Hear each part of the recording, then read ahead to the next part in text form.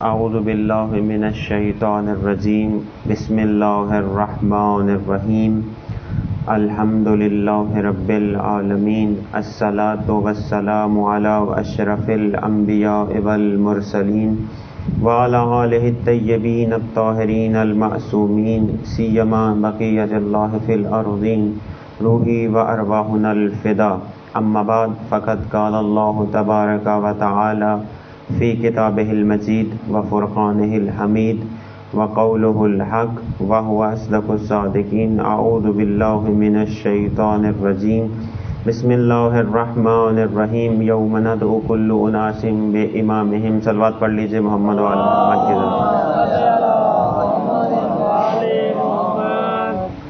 سامعین محترم، موالیان حیدر کرار، عزاداران مظلوم کربلا، خداوند متعال نے انسان کی ہدایت کے لیے، خداوند متعال نے انسان کی فلاح کے لیے، خداوند متعال نے انسان کی نجات کے لیے، خداوند متعال نے انسان کے صراط مستقیم پر آنے کے لیے ایک آئین کو مقرر کیا جس کا نام اسلام ہے. اس آئین کو پھیلانے کے لیے، اس آئین کو لوگوں تک پہنچانے کے لیے جس طبقے کا انتخاب کیا، اس طبقے کا نام رسول اور انبیاء ہیں. اور اس نازل کیے ہوئے آئین اور پھیلے ہوئے آئین، نازل کیے ہوئے آئین اور پھیلے ہوئے آئین کی حفاظت کے لیے جس طبقے کو مامور کیا، ہم اس کو اپنی زبان میں امامت کہتے ہیں. بس خداوند متعال نے اسلام کو ہمارے لیے ایک آئین زندگی کے طور پر متعارف کروایا. رسول اکرم صلی اللہ علیہ وآلہ وسلم کو یہ حکم دیا، یا ایھا الرسول بلغ، اے رسول پہنچا دیجئے. کیا چیز پہنچا دیجئے؟ وہ چیز کہ جو تمہارے لیے خداوند متعال نے تم پر نازل کی ہے. کون سی چیز نازل کی ہے؟ یا ایھا الرسول بلغ ما انزل الیک من ربک. توجہ کا طالب ہوں. اے رسول تبلیغ کر دیجئے، اے رسول پہنچا دیجئے. کیا چیز؟ وہ چیز کہ جو تمہاری طرف خدا نے نازل کی ہے.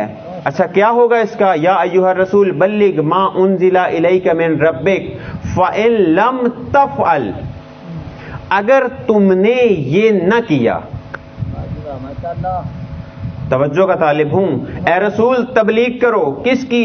جو خداوند متعال نے تم پر نازل کیا. اگر تم نے تبلیغ نہ کی، میں یہاں پہ رک کر آپ کو اس آیا کا پس منظر بتا دوں. یہ آیا نازل ہوئی ہے واقعہ غدیر کے وقت، یعنی آخری حج کے 4 خطبے ہیں. اس 4 خطبوں میں 3 خطبے دے دیے، آیا نازل نہیں ہوئی. حاجی حج کو پورا کر کے کوئی شام کی طرف جا رہا ہے، کوئی یمن کی طرف جانے کا قصد کرتا ہے، کوئی مدینہ کی طرف. اس وقت خداوند متعال کی طرف سے آیا نازل ہوتی ہے، یا ایھا الرسول، اے میرے رسول، بلغ پہنچا دیجئے. کیا چیز؟ وہ چیز ما انزل الیک من ربک، جو تمہارے رب کی طرف سے تم پر نازل ہوا. فإن لم تفعل، اگر تم نے نہ پہنچایا کیا ہوگا؟ فإن لم تفعل فما بلغت رسالتہ، اگر تم نے اس پیغام کو نہ پہنچایا تو سمجھو رسالت کا کوئی کام انجام نہیں دیا. دیکھیے 23 سال میں قرآن نازل ہوا ہے، اور یہ آیا ان آیات میں سے ہے کہ جو آخری وقت میں رسول کے اوپر نازل ہوئی. 23 سال کی محنت ایک طرف، اور اس آیا میں جو پیغام پہنچانا ہے وہ ایک طرف. رسول اکرم صلی اللہ علیہ وآلہ وسلم نے حاجیوں کو مخاطب ہو کر کہا کہ جو آگے چلے گئے ہیں وہ پیچھے آ جائیں، جو پیچھے ہیں وہ مل جائیں. اور 3 دن تک غدیر خم کے مقام پر حاجیوں کو روکے رکھا. دیکھیے 3 دن. اگر میاں چنو یا اقبال نگر کی گرمی ہوتی تو سمجھ آتی ہے عرب کی گرمی. توجہ ہے نا؟ عرب کی گرمی. عرب کے بارے میں آپ کو پتا ہے کہ وہاں پہ کوئی سبزہ نہیں اگتا، یا پہاڑ ہے یا صحرا ہے. اور صحرا میں جب سورج اپنی تپش ڈالتا ہے تو پھر ہر چیز سکڑ جاتی ہے. اور جب کسی پہاڑ کے اوپر وہ کوہستانی ہو، اس پہ سبزہ نہ ہو تو گرمی کی شدت اور بڑھ جاتی ہے. رسول اکرم نے 3 دن حاجیوں کو جو آگے چلے گئے تھے پیچھے بلایا، جو پیچھے تھے ان کو آگے بلایا، اور 3 دن اس غدیر خم کے مقام پر روکے رکھا. تیسرے دن رسول اکرم صلی اللہ علیہ وآلہ وسلم نے کیا فرمایا؟ اے حاجیوں سنو، خدا کی طرف سے ایک آیا نازل ہوئی ہے. اس آیا میں خدا فرما رہا ہے آپ کو ایک پیغام دینا ہے، اگر یہ پیغام آپ کو نہ دیا تو میری رسالت ادھوری ہو رہ جائے گی، میری رسالت ناقص رہ جائے گی. وہ کیا پیغام ہے؟ رسول نے حکم دیا پہلے مجھے ممبر چاہیے. صحرا میں پہاڑوں کے درمیان ممبر چاہیے. کون سا ممبر؟ پوچھنے لگے یا رسول اللہ، اصحاب پوچھنے لگے یا رسول اللہ کس چیز کا ممبر؟ چونکہ عرب کے اندر اونٹ بہت ہی معروف جانور ہے، تو رسول نے حکم دیا کہ اونٹوں کے پالانوں کو اکٹھا کیا جائے اور اتنا اونچا کیا جائے کہ میں سب کو نظر آنے لگوں. پلانوں کا ممبر بن گیا. ممبر بننے کے بعد خداوند متعال نے اسی آیا کی تلاوت فرمائی، یا ایھا الرسول بلغ ما انزل الیک من ربک فإن لم تفعل فما بلغت رسالتہ. تو اس وقت رسول نے علی پاس کھڑے ہوئے تھے، علی کو بلایا کہ یا علی آئیے ممبر پہ آئیے. ممبر پہ آنے کے بعد خطبہ دیا، اور جب اس مقام پر پہنچے کیا کہا؟ یا علی غور سے سن لیجئے آپ بھی، اور ان حاجیوں کو بھی کہا کہ جو بالکل برینڈ نیو حاجی تھے. دیکھیں روایات کے اندر ہے کہ جب انسان حج کر لیتا ہے ایسے ہی اس کے گناہ معاف ہو جاتے ہیں جیسے پہلے دن اس دنیا میں آیا ہے. خدا کو گوارا نہیں تھا کہ ایک ایسے مجمع کے سامنے علی کی ولایت کا اعلان کرے کہ جن کے دل میں کچھ نہ کچھ گناہ ہو. رسول پاک کو اس لیے حکم کیا کہ جو آگے چلے گئے ہیں بلائیے، جو پیچھے ہیں ان کو کیا کرو، کیا کیجئے، ان کو ملائیے، اور پھر ایک ممبر بنا کر یہ بتائیے. علی کا بازو پکڑ کر رسول پاک نے کیا فرمایا؟ من کنت مولا، اے حاجیو، اے اصحاب، اے الحاج، اے کاتبین وحی، اے تفسیر لکھنے والوں، اے روایت کرنے والوں سن لو، من کنت مولا، جس کا میں مولا ہوں، فہذا علی مولا، اس کا علی مولا ہے. اور جو اس سے دوستی رکھے گا خدا بھی اس سے دوستی رکھے گا، اور جو اس سے بغض رکھے گا خدا بھی اس سے بغض رکھے گا. اس وقت جبریل امین آئے اور یہ آیا نازل ہوئی، الیوم اکملت لکم دینکم واتممت علیکم نعمتی. یا رسول ان کو کہہ دیجئے آج آپ کا دین مکمل ہوا ہے، آج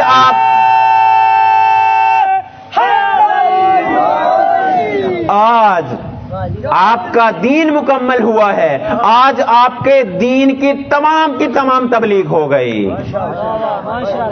دیکھیے علی کی ولایت اگر انسان قبول نہ کرے نا تو جو وہ رسول کے اوپر ایمان رکھتا ہے وہ بھی مشکوک ہو جاتا ہے.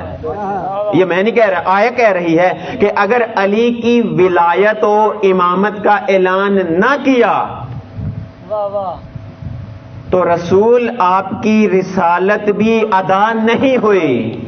جب ایک رسول کو یہ اعلان کیا جا رہا ہے، یہ حکم دیا جا رہا ہے، یہ مخاطب ہو کے خداوند متعال کہہ رہا ہے کہ علی کی ولایت جب تک اعلان نہیں ہوگا تب تک تمہاری رسالت بھی کامل نہیں. جب علی کی ولایت کا اعلان ہوا تب خداوند متعال نے اس آیت کو نازل کیا، الیوم اکملت لکم دینکم، آج کے دن میں نے تمہارے لیے دین کو کامل کر دیا اور جو نعمتیں تھیں اس کو تمام کر دیا. بس علی کی ولایت و امامت کا اقرار، علی کی ولایت و امامت کا عقیدہ دل میں رکھنا، یہ ایمان کے کامل ہونے کا نتیجہ ہے، یہ ایمان کے کامل ہونے کی علامت ہے. اب جس کے دل میں علی کی محبت ہے، علی کی ولایت ہے، علی کی امامت کی محبت ہے، یہ عقیدہ رکھتا ہے، وہ بے فکر ہو جائے، اس کا ایمان کامل ہے. اور جس کا ایمان کامل ہو کیوں نہ ہو، چونکہ علی انسان کامل ہیں، علی امام کامل ہیں، علی ولی کامل ہیں، اور جس کا امام کامل ہو وہ ماننے والا بھی کامل ہوتا ہے۔ صلوات پڑھ لیجیے محمد و آل محمد کی ذات میں۔ تھک تو نہیں گئے؟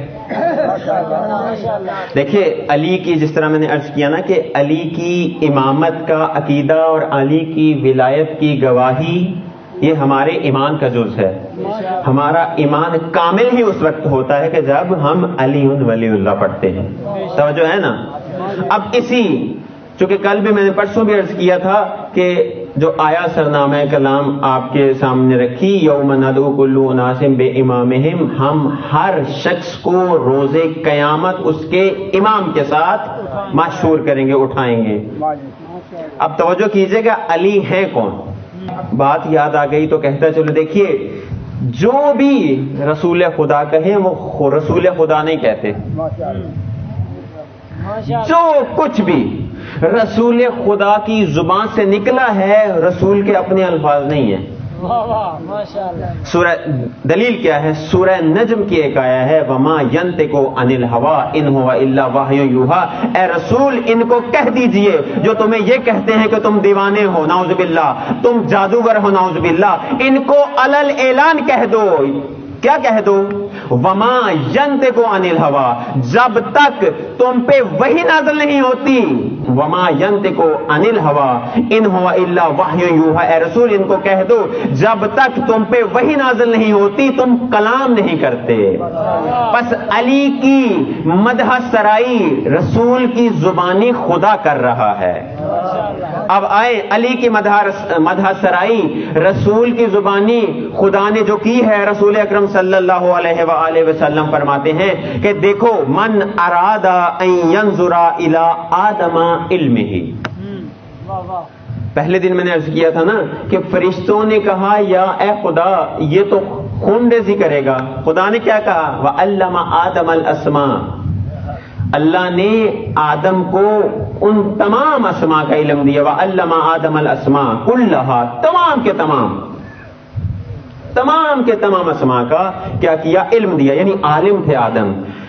رسول پاک فرماتے ہیں وَمَنْ أَرَادَ أَنْ يَنْظُرَ إِلَىٰ آدَمَ فِي عِلْمِهِ، جو شخص چاہتا ہے کہ آدم کے علم کی طرف توجہ کرے، وَإِلَىٰ نُوحٍ فِي فَهْمِهِ، اور جو شخص چاہتا ہے کہ نوح کی فہم کی طرف متوجہ ہو، وَإِلَىٰ إِبْرَاهِيمَ فِي حِلْمِهِ، اور جو شخص چاہتا ہے کہ ابراہیم کے حلم کو دیکھے، وَإِلَىٰ يَحْيَىٰ بْنِ زَكَرِيَّا فِي زُهْدِهِ، اور جو چاہتا ہے کہ حضرت یحییٰ ابن زکریا کا زہد دیکھے، وَإِلَىٰ مُوسَىٰ بْنِ عمران فِي بَطْشِهِ، اور اگر موسیٰ ابن عمران کی ہیبت کو دیکھے، فَلْيَنظُرُوا إِلَىٰ عَلِيِّ ابْنِ أَبِي طَالِبٍ، تو بس اس کو چاہیے کہ علی ابن ابی طالب کی طرف نگاہ کرے، اس کو آدم کا علم نظر آئے گا، اس کو نوح کا فہم نظر آئے گا، اس کو ابراہیم کا حلم نظر آئے گا، اور اس کو موسیٰ کی ہیبت نظر آئے گی۔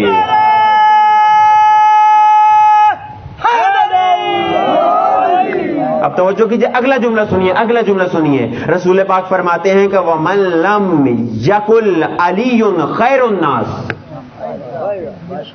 وَمَن لَّمْ، اور جو شخص نہیں، یقل کہتا، رسول اکرم فرما رہے ہیں وَمَن لَّمْ يَقُلْ عَلِيٌّ خَيْرُ النَّاسِ، جو شخص یہ نہیں کہتا کہ علی سب سے بہترین انسان ہے، فقط کفر، تو وہ کافر ہے۔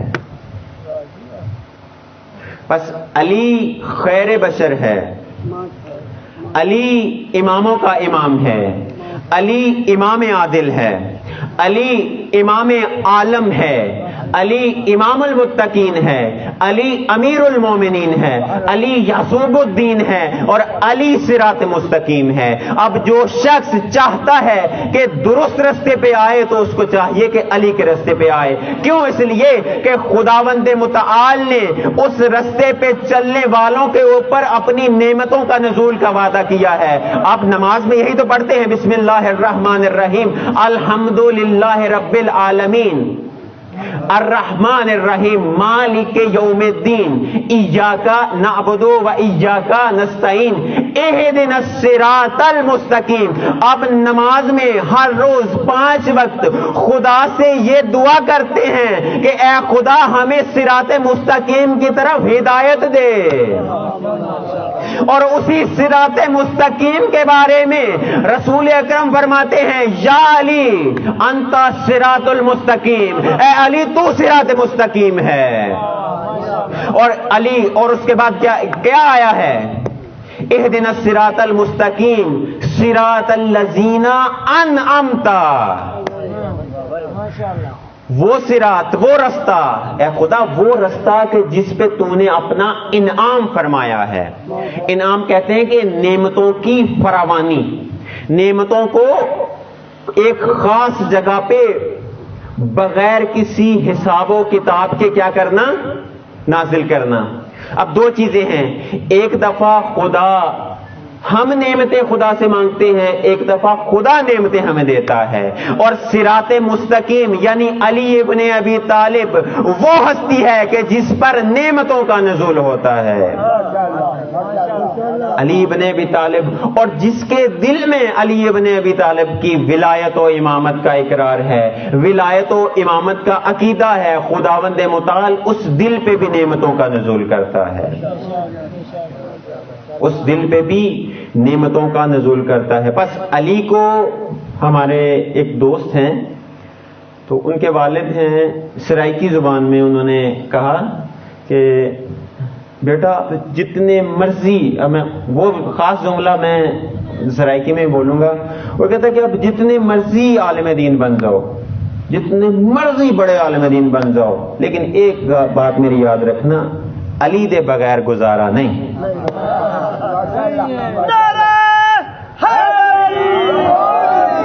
علی دے بغیر گزارا نہیں. صلوات پڑھے محمد وآل محمد کی ذات.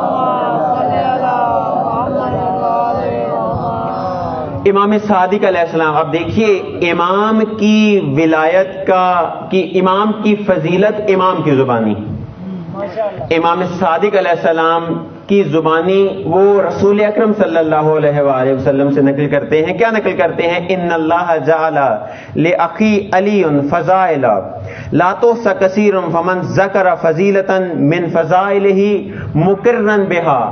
اس حدیث میں امام صادق علیہ السلام رسول پاک سے نقل کرتے ہیں کہ خداوند متعال نے علی کے اتنے فضائل رکھے ہیں کہ انسان گننے سے قاصر ہے.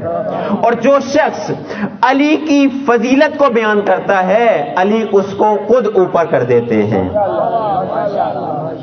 جو شخص علی کی فضیلت کو بیان کرے وہ شخص خود بخود علی کی طرح بلند ہو جاتا ہے. فمن ذکر فضیلتا من فضائلہ مقرا بها غفر اللہ ما تقدم من ذنبہ وما تأخر.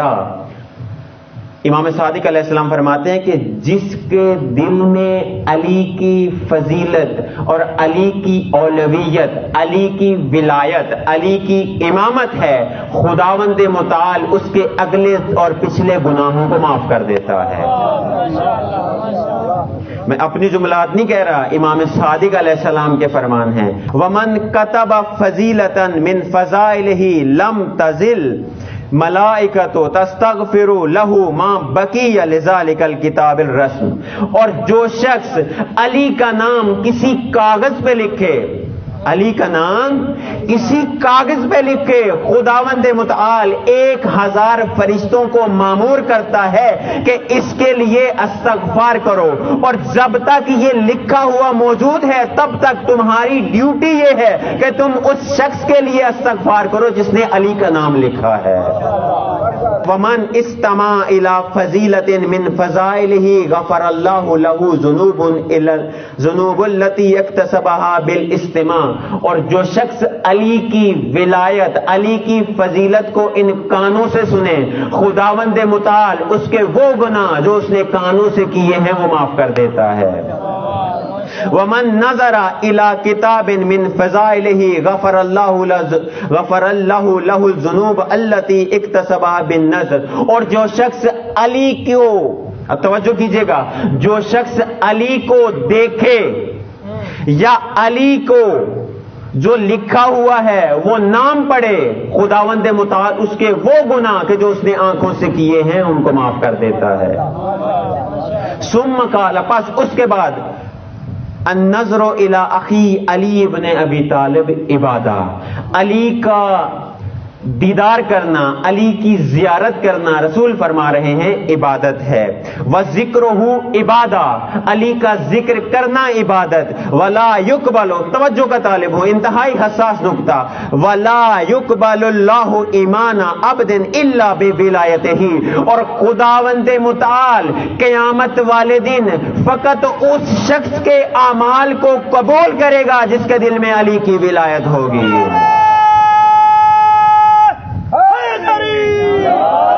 اور آگے لطف لیجیے گا، اور جس کے دل میں علی کی ولایت نہیں اس کا کیا حال ہوگا؟ وَالْبَرَاءَةُ مِنْ أَعْدَائِهِ، تو اس وقت اس کا شمار دشمنوں میں ہوگا، اور خداوند متعال نے اپنے دشمنوں پہ لعنت کی ہے۔ بس علی کو آسان نہیں لینا، چونکہ علی کے بغیر گزارا نہیں۔ بس علی کا ذکر بھی عبادت، علی کو دیکھنا بھی عبادت، اور ہماری تمام عبادات کی قبولیت کی شرط بھی ولایت علی بن ابی طالب ہے۔ بات یاد آ گئی تو کہتا چلوں کہ قیامت والے دن بہت سارے افراد اعمال کی گٹھڑیوں کی گٹھڑیاں کاندھوں پہ لادے جنت کی طرف جا رہے ہوں گے۔ ہاتف غیبی سے خدا کی طرف سے ایک آواز آئے گی، وَقِفُوهُ أَنَّكُمْ مَسْئُولُونَ، روکو ان کو، روکو، ابھی ان سے کچھ پوچھنا باقی ہے۔ دیکھیں، میں اگر اقبال نگر سے، توجہ کا طالب ہوں، اقبال نگر سے آپ کے چک میں آؤں تو بیچ میں وہ جو نہر آتی ہے اس سے پیچھے کیا ہے؟ مجھے اپنے گاؤں سے چلا ہوں، ٹول پلازے والوں نے نہیں پوچھا، موٹر وے پولیس والوں نے نہیں پوچھا، میں اقبال نگر کا سے ادھر اس طرف مڑ گیا، مجھے کسی نے نہیں پوچھا، میں وہ جو 43 چک کا موڑ ہے اس سے بھی میں گزر گیا، مجھے کسی نے نہیں پوچھا۔ اب مجھے نہیں پتا یہ چک ہے یا نہیں، چک 41 میں انٹر ہوا، مجھے کسی نے نہیں پوچھا، لیکن میرے دل میں خوف ہے، کیوں کہ مجھے پتا ہے اس پل کے اوپر ایک چیک پوسٹ ہے، اسی لیے میں اپنی جیب میں کیا رکھ رہا ہوں؟ شناختی کارڈ، کہ اگر پوچھے کہ تم کون ہو تو میں ان کو بتا سکوں میں میاں چنو کا رہائشی ہوں۔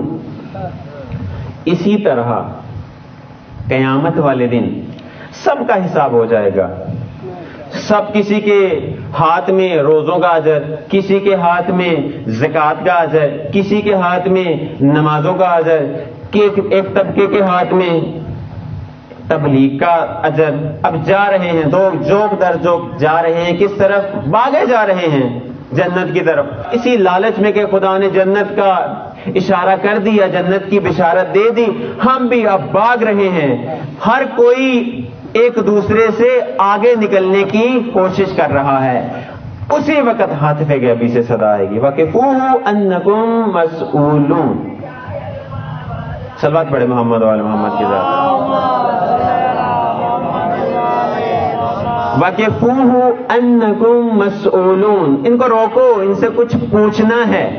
امام صادق سے کسی نے پوچھا کہ اس سے مراد کیا ہے؟ وہ کون سا سوال ہے کہ جو اتنا مہم ہے کہ خداوند متعال نے کیا کیا پوچھنا ہے؟ تو امام صادق علیہ السلام مسکرا کے فرماتے ہیں، یہ جو سوال ہے یہ ہمارے جد علی ابن ابی طالب کی ولایت کے بارے میں ہے۔ اس وقت اگر کسی کے ہاتھ میں نمازوں کا ثواب ہوگا، کسی کے کاندھے پہ روزوں کا ثواب ہوگا، کسی کے ہاتھ میں زکوٰۃ کا ثواب ہوگا، کسی کے ہاتھ میں امر بالمعروف کا ثواب ہوگا، اور کسی کے ہاتھ میں اگرچہ کیا ہوگا؟ شب نماز شب کا ثواب ہوگا، لیکن اگر اس کے دل میں علی ابن ابی طالب کی ولایت نہ ہوئی تو یہ ثواب اس کے منہ پہ مارا جائے گا اور اس کو جہنم میں پھینک دیا جائے گا۔ اس کو جہنم میں پھینک دیا جائے گا. قرآن نے سورہ عنکبوت میں فرمایا ہے بسم اللہ الرحمن الرحیم احاسب الناس ان یترکوا آمنا وهم لا یفتنون. آیا تم گمان کرتے ہو کہ تم نے ایمان لے آئے ہو اور تم آزمائے نہیں جاؤ گے؟ اب جس نے کہہ دیا لا الہ الا اللہ کیا ہوگی؟ آزمائش یعنی امتحان.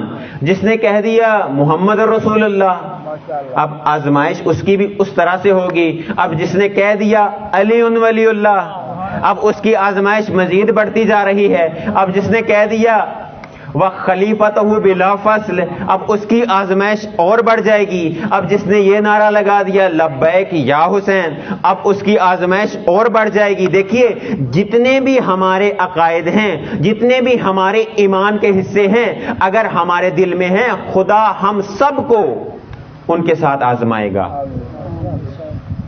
اس لیے کہ قرآن یہ کہہ رہا ہے کہ جو ایمان لے آئے ہیں ان کی آزمائش ہوگی اور آزمائش نبیوں کی بھی ہوئی ہے. بسم اللہ الرحمن الرحیم وَإِذِ ابْتَلَىٰ إِبْرَاهِيمَ رَبُّهُ بِكَلِمَاتٍ خداوند متعال نے ابراہیم کو مبتلا کیا آزمایا اپنے کلمات سے. فَأَتَمَّهُنَّ تو ابراہیم نے ان کو پورا یعنی ابراہیم سے امتحان لیا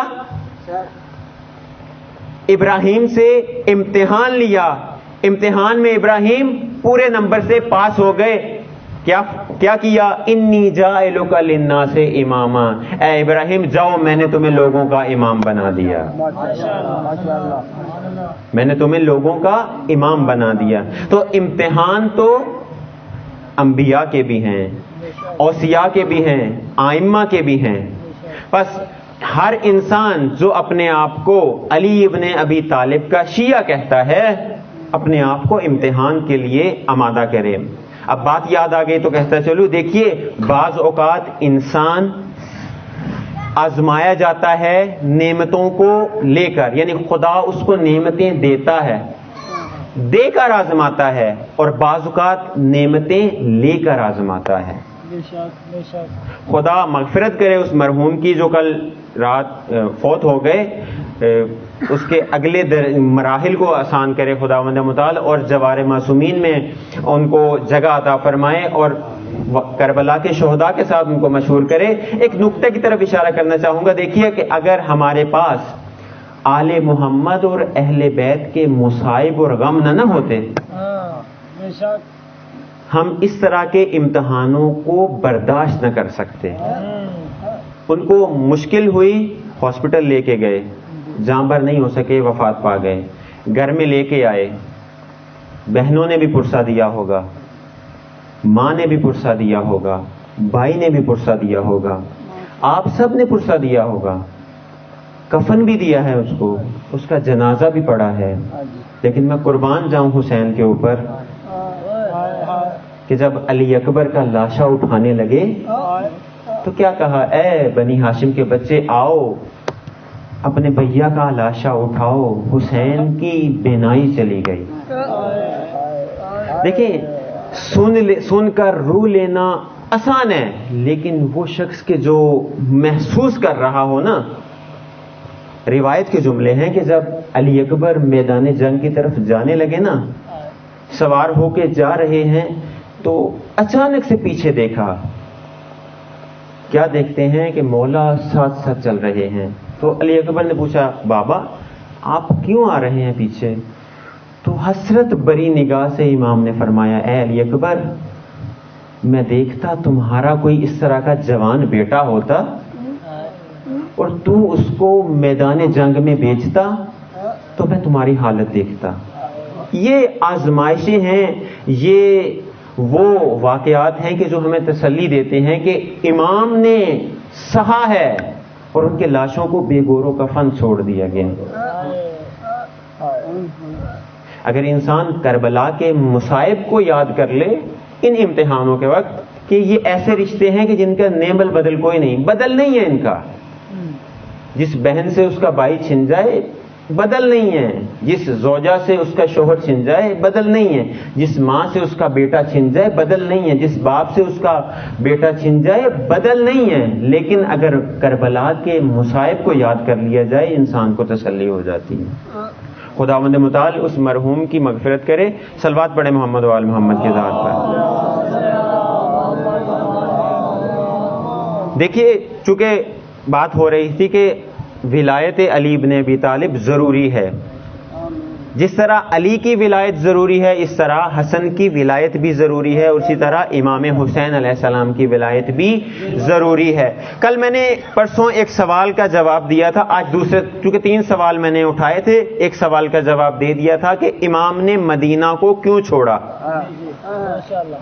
اپنے بھائی کو جو خط لکھا اس میں سب کچھ بتا دیا.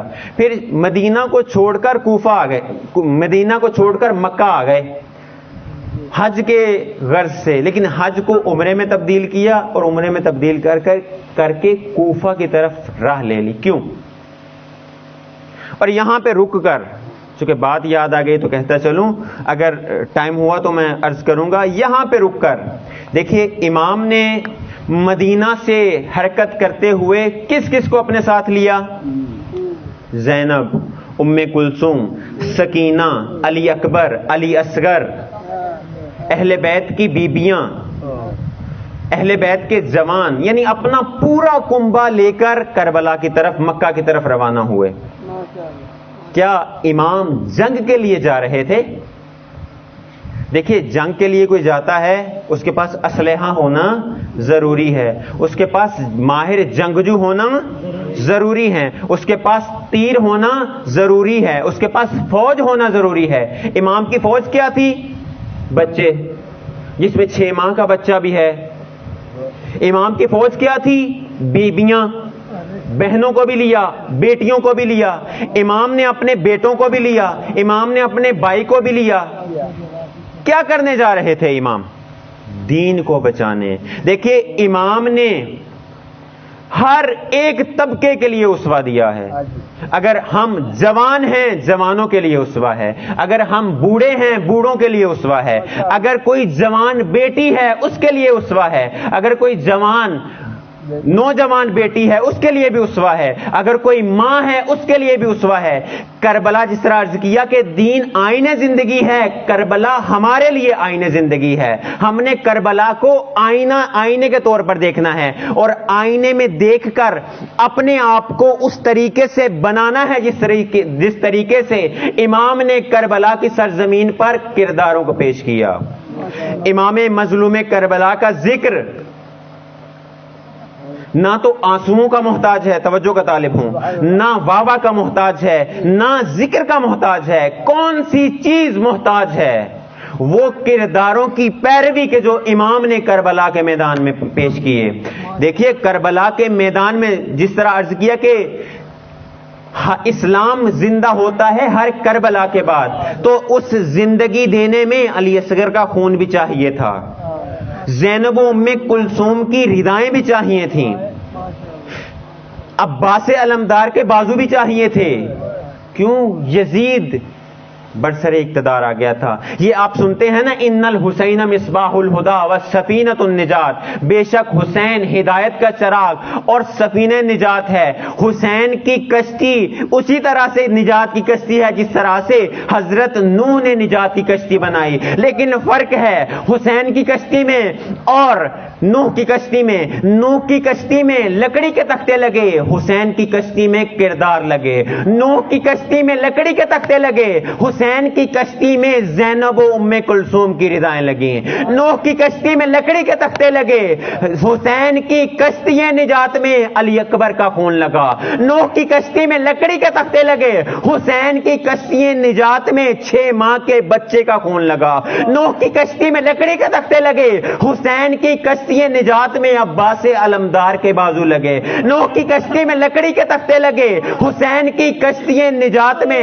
حبیب ابن مظاہر کی جوانی لگی، نوح کی کشتی میں لکڑی کے تختے لگے، حسین کی کشتی نجات میں حسین کا پاک و طاہر خون لگا۔ اور حسین نے کیا فرمایا؟ نوح کی کشتی نے اس دور کے انسانوں کو نجات دی تھی، لیکن میں حسین اپنے آپ کو، اپنی اولاد کو، اپنی ماؤں بہنوں کی رداؤں کو، اپنے بھائی کے بازوؤں کو اس کشتی نجات میں لگا رہا ہوں۔ یہ فقط 61 ہجری کے انسانوں کی نجات کا سبب نہیں، بلکہ قیامت تک کے لیے آنے والی انسانیت اگر نجات چاہتی ہے حسین کی کشتی نجات میں آئے، اگر فلاح چاہتی ہے حسین کی کشتی نجات میں آئے۔ اور جو حسین کی کشتی نجات سے دور ہوا وہ حسین نہ صرف حسین سے دور ہوا بلکہ اسلام سے دور ہوا اور نجات حسین ابن علی سے دور ہوا۔ پس کربلا کا تذکرہ اس طرح سے نہ سنیں کہ انسان آئے آنسو بہا کے چلا جائے۔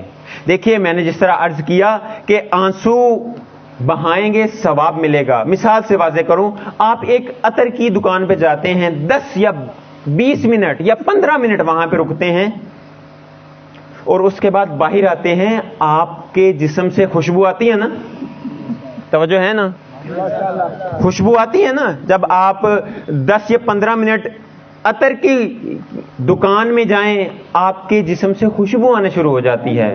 لوگ کیا پوچھتے ہیں؟ یا تو عطر لگایا ہے یا عطر کی دکان سے آئے ہیں۔ اگر آپ گوشت کی مارکیٹ میں جائیں 10 یا 15 منٹ وہاں پہ رکیں، آپ کے جسم سے گوشت کی بو آئے گی۔ اگر آپ کسی مچھلی کے بازار میں جائیں 10 یا 15 منٹ وہاں پہ رکیں، آپ کے جسم سے تھوڑی سی اسمیل آئے گی کہ یہ مچھلی اس جگہ سے آیا ہے جہاں پہ مچھلیاں ہیں۔ یا اگر آپ 10 منٹ کے لیے 2 منٹ کے لیے کسی نہر میں یا کسی دریا میں کھڑے ہو جائیں، کیا ہوگا؟ آپ کے کپڑے گیلے ہو جائیں گے، لوگ یہ کہیں گے کہ کسی گیلی جگہ سے آیا ہے۔ دیکھیں ہر جگہ کا اپنا اثر ہے۔ آپ اس وقت کہاں بیٹھے ہوئے ہیں؟ امام بارگاہ میں اور مجلس حسین میں۔ اب یہاں سے جب اٹھ کے جائیں تو آپ کے اندر حسینی اقدار پائی جائیں، حسین کی خوشبو آئے، حسین کا نام لیوا آپ کو لوگ کہے۔ علی کو جب لوگ دیکھتے تھے تو بے ساختہ کسی کی زبان سے اشہد ان لا الہ الا اللہ نکلتا تھا۔ کیوں کہ علی جب بھی خانہ خدا سے آتے تھے لوگوں کو معلوم ہوتا تھا کہ کوئی خدا کا بندہ نکل رہا ہے، کوئی خدا کا بندہ جا رہا ہے۔ بس جو بھی مجلس حسین میں آئے اپنے آپ کو معطر کرے۔ یہ آپ نے ایک اصطلاح سمجھی ہوگی، میں آپ کی سماعتوں کی نظر کر رہا ہوں، تبرک۔ تبرک کا جیسے ہی لفظ آتا ہے آپ کے ذہنوں میں کیا آئے گا؟ چاول، بریانی، روٹی یا کوئی بھی ایسی چیز کے جو تبرک کے لیے استعمال ہوتی ہے۔ تبرک کا مطلب ہے وہ چیز جس کے اندر برکت ہو۔ مجلس کا اصل تبرک چاول یا بریانی نہیں، بلکہ مجلس کا اصل تبرک وہ کردار ہے جو امام حسین علیہ السلام نے کربلا میں پیش کیا اور ایک صاحب منبر آ کر آپ کے لیے پیش کرتا ہے، اس کو اپنائیں۔ یہ سب سے بڑا تبرک ہے مجلس کا، یہ سب سے بڑا تبرک ہے مجلس کا۔ مجلس کا سب سے بڑا تبرک یہ ہے کہ آپ کے ذہن میں جو بھی مشکل ہے اس کو مجلس حسین میں حل کر کے جائیں۔ اگر آپ کے ذہن میں کسی کے لیے نفرت ہے حسین کی خاطر اس نفرت کو ختم کریں۔ اگر آپ کے ذہن میں کسی کے لیے کوئی کینہ ہے نعوذ باللہ، حسین کی خاطر اس کینے کو ختم کریں۔ دیکھیے اگر آپ مجلس میں اس مقصد کے لیے آتے ہیں کہ ثواب ملے گا، ضرور ثواب ملے گا۔ اگر آپ مجلس میں اس مقصد کے لیے آتے ہیں کہ تبرک ملے گا، ضرور تبرک ملے گا۔ حتیٰ اگر آپ مجلس میں اس مقصد کے لیے آتے ہیں کہ جنت ملے گی، ضرور جنت ملے گی۔ کیوں نہ ہو؟ اس شخص کی، اس ہستی کا ذکر کرتے ہیں کہ جو جنت کا سردار ہے، ہم اس کا ذکر کریں، وہ ہمیں جنت نہ دے، لیکن اس ہدف کے لیے نہ آئیں۔ اس کی دلیل کیا ہے؟ شب عاشور امام مظلوم کربلا نے چراغ جب بجھایا تو اس وقت یہ کہا کہ تم چلے جاؤ، میں تمہیں اس رستے کا اشارہ دیتا ہوں کہ جو مدینہ کی طرف یا مکہ کی طرف جائے گا تمہیں چور اور ڈاکو نہیں لوٹیں گے۔ اگر تم چاہتے ہو کہ یہ کم ہے، میں تمہیں جنت کی بشارت دیتا ہوں۔ توجہ کا طالب ہوں۔ ایک طبقے کے پاس چند اصحاب ہیں جن کو عشرہ مبشرہ کہا جاتا ہے، اتنی فضیلت بیان کرتے ہیں ان کی۔ امام مظلوم کربلا نے شب عاشور ان 72 اصحاب کو چراغ بجھا کر یہ کہا کہ چلے جاؤ، یہ میری جان کے دشمن ہیں، تمہاری جنت کا میں ضامن ہوں۔ جس کو حسین جنت کی ضمانت دے دے اس کو اور کیا چاہیے؟ لیکن جب چراغ جلا کوئی بھی اٹھ کے نہیں گیا۔ چراغ جب جلا تو اصحاب نے کہا اے امام، فاطمہ زہرا کو کیا جواب دیں گے؟ تمہارے نانا رسول خدا کو کیا جواب دیں گے؟ حسین کو کربلا کے بے آب و گیا صحرا میں اکیلا چھوڑا ہے جبکہ جنت کی ضمانت مل چکی۔ بس اس نیت سے مجلس میں آئیں کہ مجلس سے ہم نے تبرک لے کے جانا ہے۔ کون سا تبرک؟ آج کا تبرک آپ کو دے رہا ہوں، توجہ کا طالب ہوں۔ دیکھیں امام حسین علیہ السلام نے خواتین کو بھی لیا، بچوں کو بھی لیا، ماؤں کو بھی لیا، بیٹیوں کو بھی لیا، بہنوں کو بھی لیا، بچوں کو لیا، نوجوانوں کو لیا، جوانوں کو لیا، بوڑھوں کو بلایا۔ کس لیے؟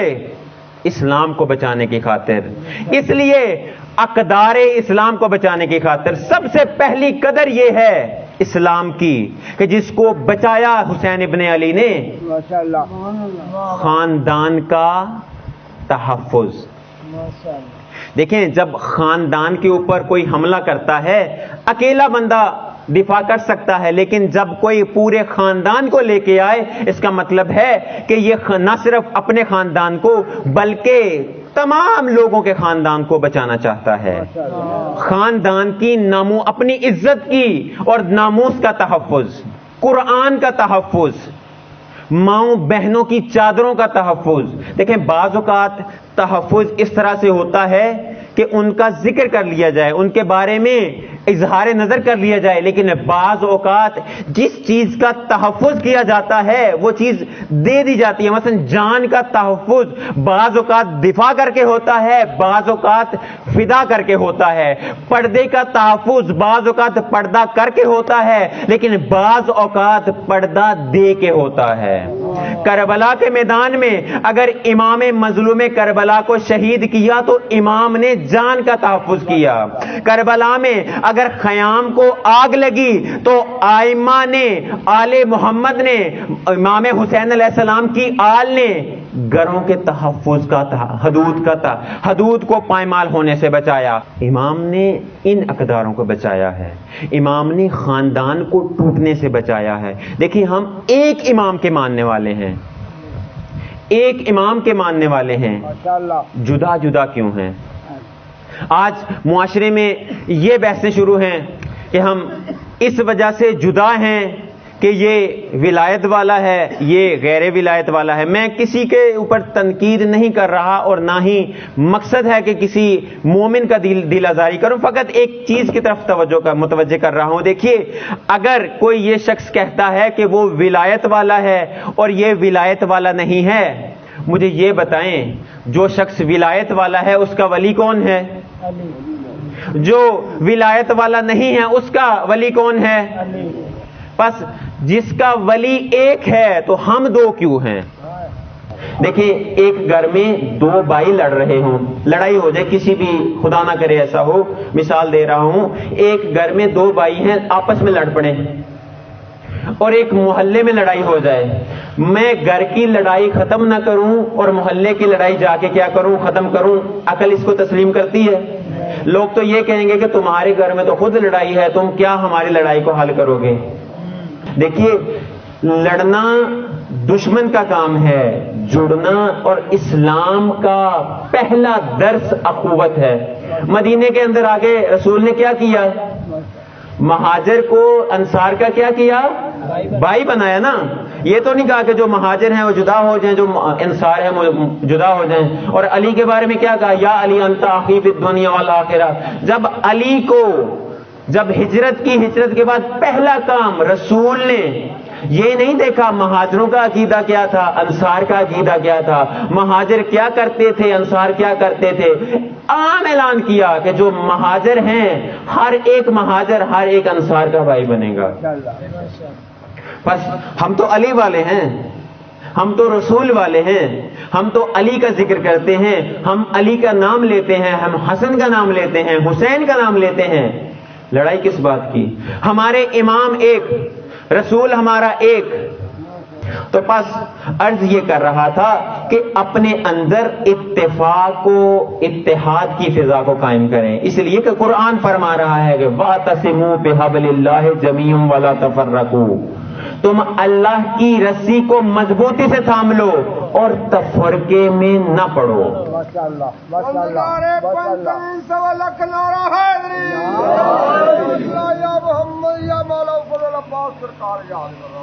تفرقے میں نہ پڑو, اللہ کی رسی کو تھام لو. اور لطف لیجیے گا جملے کا.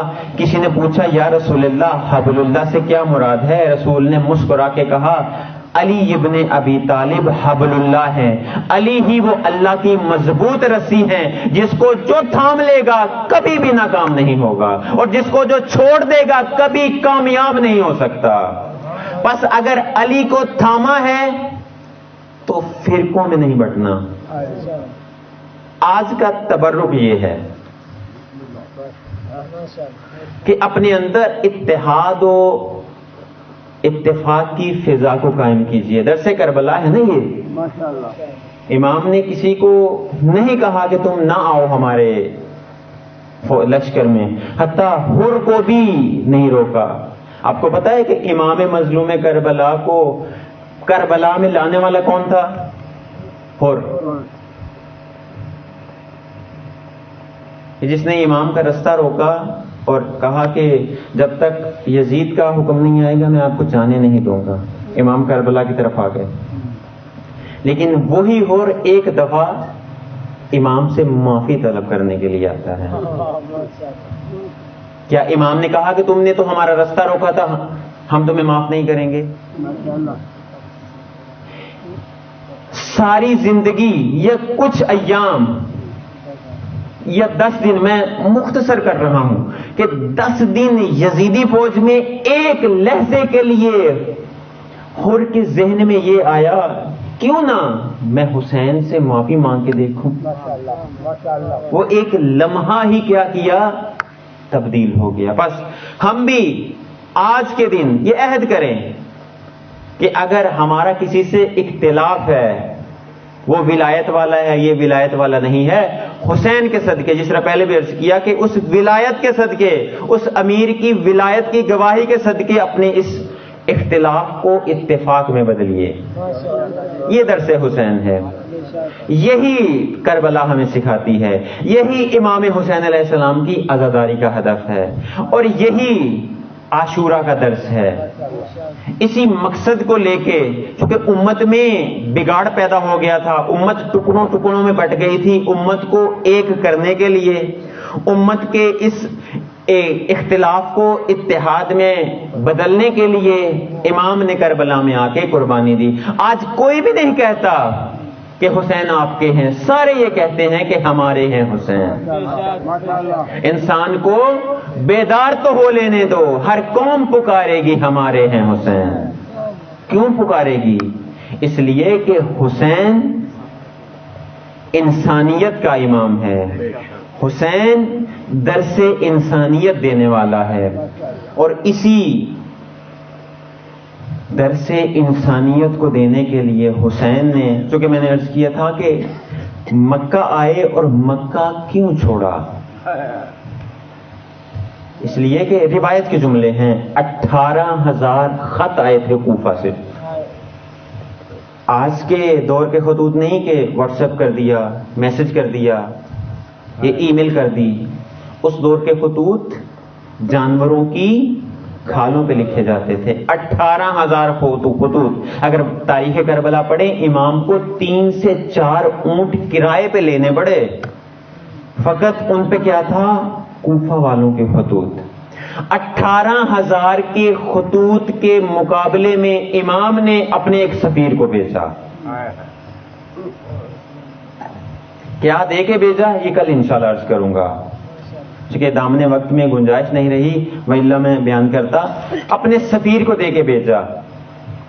وہ سفیر، اور یہ آپ ذہن میں رکھیے کہ امام نے جس طرح میں نے پہلے عرض کیا تھا نا کہ خدا نے بھی یہ فرمایا کہ جو شخص ایمان کا دعویٰ کرے خدا اس کو کیا کرتا ہے؟ آزماتا ہے. کوفہ والوں نے یہ کہا الاجل یا امام، نعرہ لگاتے نا آپ، الاجل یا امام، الاجل یا امام. کوفہ والوں نے 18,000 خطوط کی شکل میں نعرہ لگایا الاجل یا امام، الاجل یا امام. امام نے کیا کیا؟ ان کو آزمایا. سفیر کو بھیجا. مختصر کر رہا ہوں. جناب مسلم ابن عقیل کوفہ میں آئے. کوفہ والوں کو امام کا پیام سنایا. سنتے ہی 20,000 سے زیادہ افراد نے امام کی بیعت کر لی جناب مسلم ابن عقیل کے ہاتھ پہ. مسجد میں گئے اور لوگوں کو کیا کیا؟ اکٹھا کیا. اور لوگ کوفہ میں ایک فضا بن گئی کہ امام آنے والے ہیں، امام آنے والے ہیں، امام آنے والے ہیں. یزید کو معلوم ہوا کہ کوفہ کے حالات بدل رہے ہیں. یزید نے ابن زیاد کو بھیجا اور یہ کہا کہ صبح کی سفیدی میں جانا، کالا لباس پہن کے جانا اور منہ پہ نقاب اوڑھ کے جانا. اس نے ایسے ہی کیا. کچھ فوجیوں کو لیا اور داخل ہو گیا کوفہ میں. جب لوگوں نے دیکھا، چونکہ لوگوں کے ذہنوں میں یہ تھا کہ امام آ رہے ہیں، امام آ رہے ہیں، انہوں نے کیا کیا؟ سمجھا امام آ گئے. ہر کوئی یہ کہتا تھا کہ امام ہمارے گھر میں آئے، امام ہمارے گھر میں آئے، امام ہمارے گھر میں آئے. ابن زیاد نے پورے کوفہ کا چکر لگایا اور دیکھا کوفہ کی فضا کیا ہے. اور دربار کے دروازے پہ کھڑے ہو کے جب ابن زیاد نے نقاب اتارا نا، ایک جملہ کہا، آج کے بعد جس نے بھی حسین کا نام لیا اس کا سر جدا کر دوں گا. سب کے اوپر خاموشی چھا گئی. اسی دن مغرب کے وقت، توجہ کے طالب ہوں، 20 روایت کے جملے ہیں، تاریخ میں لکھا ہوا کہ 20,000 سے زائد افراد نے بیعت کی. جناب مسلم ابن عقیل مسجد کوفہ میں مغرب کی نماز جب ادا کرنے لگے تو 20,000 کا مجمع، اور جب مغرب کی نماز ختم ہوئی 20 افراد موجود تھے. اور جب عشاء کی نماز کے لیے اکٹھے کھڑے ہوئے تکبیرۃ الاحرام کہا، 6 افراد رہ گئے. اور جب نماز ختم کی 2 افراد تھے. جناب مسلم ابن عقیل کے جن کو کوفہ کی گلیوں کا نہیں پتا. اور ابن زیاد نے کیا کیا؟ اپنے فوجیوں کو کہا کہ جہاں بھی مسلم ابن عقیل ملے ان کو لے آؤ، جہاں بھی ملے ان کو لے آؤ. اب جناب مسلم ابن عقیل در بدر کوفہ کی گلیوں سے ناآشنا، معلوم نہیں رستہ کدھر جاتا ہے، کہیں جاتا ہے. رات کے اندھیرے میں بہت چلے کہ کہیں کسی طریقے سے رستہ مل جائے کوفہ سے باہر نکلنے کا، نہیں مل رہا. تھک ہار کر ایک دروازے کے سامنے بیٹھ گئے. وہ دروازہ ایک خاتون کا تھا، گھر خاتون کا تھا. تاریخ نے جس کا نام طوا لکھا ہے اور اہل بیت کی ماننے والی تھی. اس کا ایک بیٹا تھا جو ابن زیاد کی فوج کا حصہ تھا. اپنے بیٹے کو دیکھنے کے لیے کہ رات کی تاریکی ہو گئی، بیٹا ابھی تک آیا نہیں، دروازہ کھولا، سامنے ایک مسافر بیٹھا ہوا ہے. جناب طوا نے کہا تم چلے جاؤ. دروازہ بند کر دیا. پھر کھولا، پھر وہی بیٹھا ہوا. جناب طوا نے کہا چلے جاؤ. پھر بند کر دیا. پھر کھولا، وہ شخص اسی طرح سے بیٹھا ہوا. جناب طوا نے کہا اگر تمہیں کچھ کھانے کے لیے چاہیے میں کھانا لا دیتی ہوں، اگر پینے کے لیے چاہتے ہو تو پانی لا دیتی ہوں. پانی مانگا جناب مسلم ابن عقیل نے، چونکہ تھک ہار گئے تھے، پیاسے تھے. پانی پیا تو جناب طوا نے کہا کہ رات کی تاریکی ہے، لوگ اچھا نہیں سمجھیں گے، تم یہاں سے اٹھ کے کہیں اور چلے جاؤ.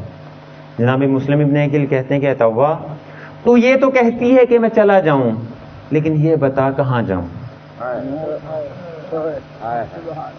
جناب طوا فرماتی ہیں کہ مجھے شکل سے اور آواز سے اور گفتگو سے لگتے ہو کہ اجنبی ہو. جناب مسلم ابن عقیل کہتے ہیں ہاں میں مدینے سے آیا ہوں, حسین کا سفیر ہوں, کوفہ کے لوگوں نے خط لکھ کے بلایا تھا, بیعت کی اور بیعت توڑ دی. جب حسین ابن علی کا نام آیا نا, طوا نے کہا حسین تو میرے مولا ہیں. گھر میں لے کے آئی, کمرے کو صاف کیا, بستر لگایا. چونکہ تھکے ہوئے تھے جناب مسلم ابن عقیل, جلدی ہی نیند آ گئی. عالم خواب میں کیا دیکھتے ہیں؟ رسول خدا آئے ہیں, جناب سیدہ آئی ہیں, امام علی آئے ہیں, اور کیا کہتے ہیں کہ اے بیٹا جلدی ہمارے پاس آ جاؤ. یہ سننا تھا, آہٹ کی آواز آئی. اس خاتون کا بیٹا بھی گھر آ گیا. تو جب اس نے دیکھا کہ گھر میں کوئی ہے, اس نے جب دروازہ کھولا, کیا دیکھتا ہے کہ وہ شخص کہ جس کو سارا دن میں کوفہ کی گلیوں میں ڈھونڈتا رہا, وہ تو میرے گھر میں ہے. فوراً ابن زیاد کو حکم دیا, پہنچایا پیغام کے مسلم ابن عقیل میرے گھر میں ہے. جناب مسلم ابن عقیل کو معلوم ہوا, فوج جناب طوا کے گھر میں آ گئی اور دروازے کے پیچھے آ کے کہنے لگی اے طوا, مسلم ابن عقیل ہمیں معلوم ہوا کہ مسلم ابن عقیل تمہارے گھر میں ہے, اس کو باہر نکالو. جناب مسلم ابن عقیل بھی باہر آ گئے اور انہوں نے یہ کہا کہ اگر تم باہر نہیں نکالو گی تو ہم تمہارے گھر کو آگ لگا دیں گے. آگ کا سننا تھا. جناب مسلم ابن عقیل نے کہا اے طوا, یہ قوم بڑی ظالم قوم ہے, جب آگ کا کہتی ہے تو لگا دیتی ہے. لا محالہ مسلم ابن عقیل کے ذہن میں وہ در زہرا کی یاد آ گئی کہ جب ایک لعین نے کہا کہ ہم آگ لگا دیں گے تو آگ لگا دی. جناب مسلم ابن عقیل نے کہا اے طوا سائڈ پہ ہٹ جاؤ, پیچھے ہٹو. دروازہ کھولا, جنگ کی. علی کا خون کوئی شکست نہیں دے سکا. دھوکے سے جناب مسلم ابن عقیل کو پکڑا. مختصر کر رہا ہوں. اور ابن زیاد کے دربار میں لے گئے. ابن زیاد کے دربار میں جب لے گئے تو ابن زیاد نے کہا کہ مسلم ابن عقیل تمہارا جرم بہت سنگین ہے, تم نے وقت کے حاکم کے خلاف بغاوت کی ہے, تمہاری سزا موت ہے. تو جناب مسلم ابن عقیل نے کہا ٹھیک ہے, لیکن میری کچھ وصیتیں ہیں, میں کسی کو اپنا وصی قرار دینا چاہتا ہوں. کہا بولو مجھے دو. جناب مسلم ابن عقیل نے کہا نہیں. عمر سعد کی طرف اشارہ کیا, میں اس کو وصیتیں کرنا چاہتا ہوں. جناب مسلم ابن عقیل کہتے ہیں کہ جب میں کوفہ میں آیا تھا میں نے کسی سے قرض لیا تھا, یہ میری تلوار اور زیرہ بیچ کے اس کا قرض ادا کر دینا. اور دوسری وصیت جناب مسلم ابن عقیل نے عمر سعد کے کان میں کہی. تاریخ نے لکھا ہے کہ وہ وصیت یہ تھی, جناب مسلم ابن عقیل نے کہا کہ جب حسین کے پاس جانا, حسین کو کہنا کہ کوفہ والوں نے اپنے دل بدل دیے ہیں. عمر سعد نے پوچھا یہ کیوں کہا؟ جناب مسلم ابن عقیل کہتے ہیں اس لیے کہ حسین اکیلے نہیں آ رہے, فاطمہ زہرا کی بیٹیوں کو بھی لے کے آ رہے. امام حسین علیہ السلام جناب مسلم ابن عقیل کو دارالعمارہ لے کے جایا گیا اور دارالعمارہ سے شہید کر دیا گیا. کسی طریقے سے امام حسین علیہ السلام کو معلوم ہوا کہ جناب مسلم ابن عقیل کو شہید کر دیا ہے. عزادارو, جب امام مظلوم کربلا کو معلوم ہوا کہ جناب مسلم ابن عقیل کو شہید کر دیا ہے تو جناب مسلم ابن عقیل کی دو بیٹیاں تھیں جو امام کے قافلے کے ساتھ تھیں. امام نے ان دونوں بیٹیوں کو بلایا, ان کے سر پہ ہاتھ رکھا, جو گوشوارے سکینہ کے لیے خریدے تھے, ایک گوشوارہ ایک بیٹی کے کان میں, دوسرا گوشوارہ دوسری بیٹی کے کان میں. اور جب یہ حالت اور یہ سلوک کیا تو ایک بیٹی کہتی ہے اے چچا جان, اے امو جان, اس طرح کا سلوک تو یتیموں سے کیا جاتا ہے. تو امام حسین نے کیا کہا, اے بیٹیوں آج کے بعد تم مجھے اپنا باپ کہنا, تمہارے باپ کو شہید کر دیا. میں کہوں گا مولا کہ جب مسلم کی بیٹیوں کو یتیم ہوتے دیکھا تو ان کے سروں پہ ہاتھ پھیرا, لیکن ہائے شام غریباں کہ جب سکینہ یتیم ہوئی تو اس کے سر پہ کوئی ہاتھ پھیرنے والا نہیں، بلکہ ایک لعین نے تماچا مارا، ایک لعین نے گوشوارہ کھینچا۔ اور سکینہ کیا کہتی تھی شام غریباں؟ نیند آئے گی، میں رات میں چلی آؤں گی بابا، میں رات میں مقتل پہ چلی آؤں گی بابا۔ اے بابا میں تو آپ کے سینے پہ سونے والی ہوں، امام حسین نے وصیت کی تھی اے سکینہ میرے بعد میرا سینہ نصیب نہیں ہوگا، جہاں جگہ ملے سو جانا۔ اب سکینہ کہیں پتھروں پہ سو رہی ہے، کہیں ریت پہ سو رہی ہے، بابا کا سینہ نہیں مل رہا۔